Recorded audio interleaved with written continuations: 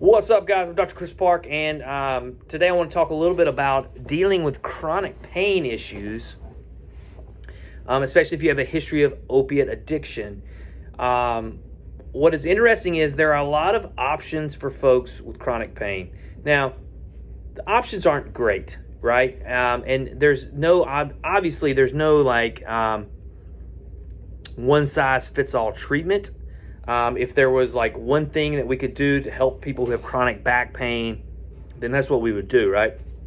I mean, oftentimes trying to treat your back pain may have like got you into trouble with pain pills in the first place, like you were just legitimately trying to get help with your pain, and now you're struggling because you now have this opiate addiction or opiate dependence, and you were just trying to get through your day, and now it's like controlling you, and so oftentimes we will use medicine like buprenorphine, Suboxone, Subutex to try to help manage that opiate dependence, opiate addiction.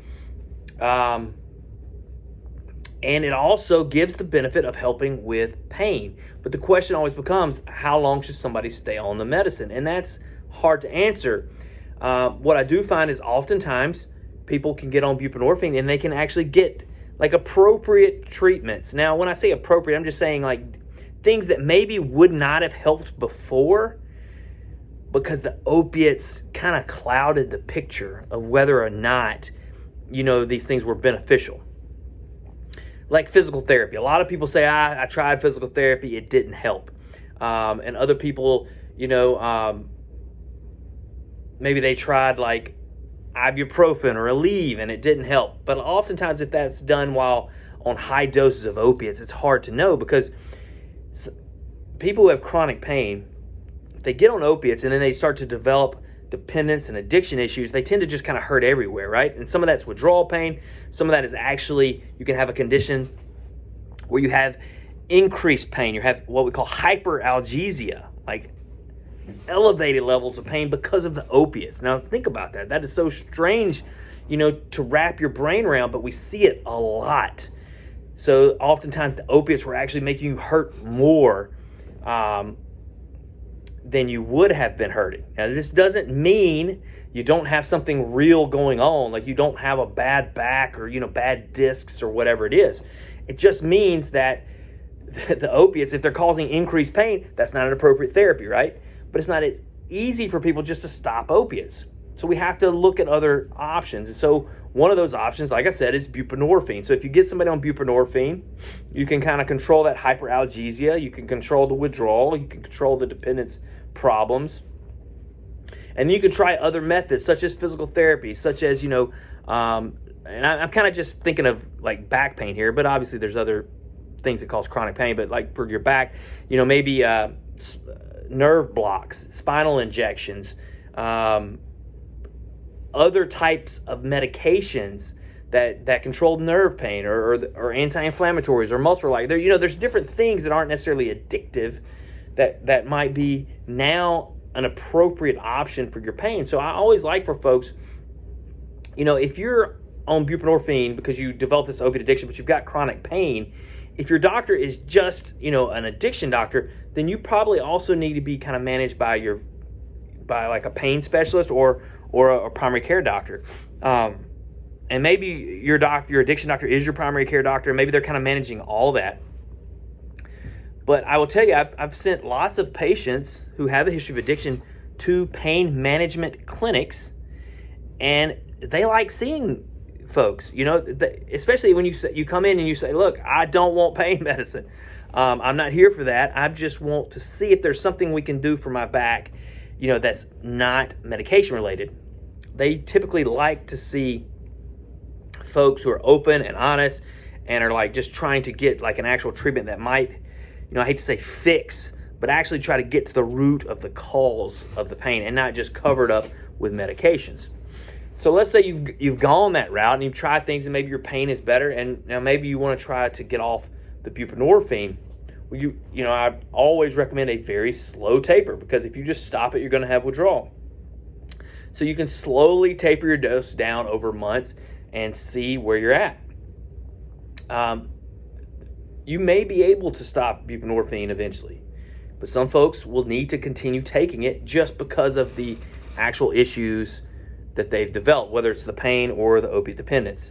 And you're not a bad person because you're on buprenorphine. You know what I mean? You don't win a goal just because you were able to taper off. But if the medication is causing problems, and I'm all for taking as few meds as possible, if you can taper off, that's great. Make sure you got your diet down, make sure you got your sleep good, make sure you're drinking lots of water, make sure you're exercising appropriately. Maybe you need to see a physical therapist who can kind of get you with maybe also coordinating with someone who's actually trained, like a personal trainer who can help get you working out in a safe and effective way for whatever your pain options are. Because a lot of folks who have chronic pain think they can't exercise because of their pain, but it's just because they don't know what to do and what they can do. But in most of the studies, for a lot of things that cause chronic pain, exercise helps. It makes you feel better. It helps the pain. It gets the blood circulating. It strengthens, opposing muscle groups. It just helps to protect you from further injury. I mean, exercise is a key factor, but oftentimes we have to find out a safe and effective way if you've got like chronic problems. So if let's say you've been on buprenorphine, and the reason I'm talking about some of this is because I get asked these kind of questions a lot. And you're saying, I want to try to taper down, but you've got these pain issues. Look, don't take medical advice from the internet. Talk to your doctor, okay, who's writing your buprenorphine about like what you're thinking. But also, if that doctor is only doing buprenorphine and is not looking at anything else, in regards to your health, meaning, unfortunately, some people go to clinics where they just get a prescription and they're out. My hope is you're going to somebody you can talk to. And then I would hope you would also coordinate with like your family doctor, maybe a pain management specialist, so that you can kind of have an overall plan, okay? Like, how are you going to deal if you start to taper down your Suboxone? How are you going to deal with like flare-ups of pain? You know what I mean? How are you going to deal with that? How are you going to deal with if you have to have a procedure, and that procedure is to help you down the road, but it might actually cause some pain at the time? How are you going to, work through that? And that has to be coordinated with your doctors, okay? So don't just try to do this by yourself. Hey, I've got this prescription, I'm going to taper down, but now I'm going to take extra. That is not the best way. And that's probably what got you in trouble in the first place, was just kind of taking your meds however you felt like. So coordinate with your doctor and get a good, solid plan together, okay? A solid plan for your health, your well-being, and your longevity, all right? Now, everybody's plan is going to be different. So, and just because you have a plan, like let's say you think, okay, I'm going to take this year, I'm going to do everything right, I'm going to get my diet right, I'm going to exercise, I'm going to get a personal trainer, I'm going to go to therapy, I'm going to start tapering down my meds. Like, let's say you're doing all that, right? You can't predict the future. So you never know what kind of curveballs are going to come your way. But I will tell you that if you're doing everything right and you get a curveball, you're going to be able to handle it better than if you were doing everything wrong, or if you were just, half measures everything, right? You're going to be able to manage it better, okay?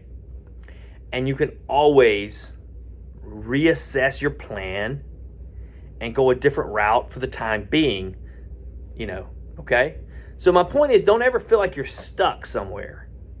But you have to be doing what you need to do in order to get where you want to go.